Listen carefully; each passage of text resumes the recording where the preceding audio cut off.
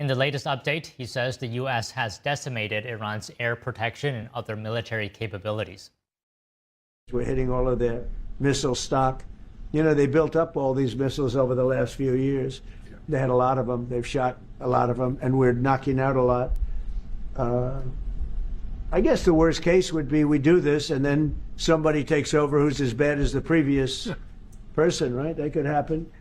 We don't want that to happen. That would probably be the worst. You go through this, and then in 5 years you realize you put somebody in who was no better.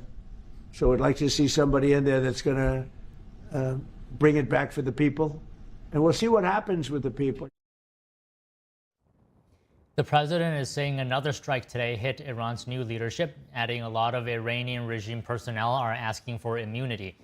Trump praising the U.S. military for doing a great job, saying Iran's Navy, Air Force, and air detection systems are all knocked out. He adds that he doesn't want to eliminate every government personnel like what happened in Iraq in the early 2000s. He says he would like a more moderate figure within Iran who is popular with the people to lead the transition. And in a surprise move, the president announcing the U.S. is cutting off all trade with Spain for how they responded to Operation Epic Fury. And now Spain actually said that we can't use their bases, and that's all right. We could use their base if we want. We could just fly in and use it. Nobody's going to tell us not to use it, but we don't have to. But they were unfriendly. And so I told him we don't want to. Spain has absolutely nothing that we need other than great people. They have great people, but they don't have great leadership. And as you know, they were the only country that in NATO would not agree to go up to 5%. I don't think they agreed to go up to anything. They wanted to keep it at 2%, and they don't pay the 2%.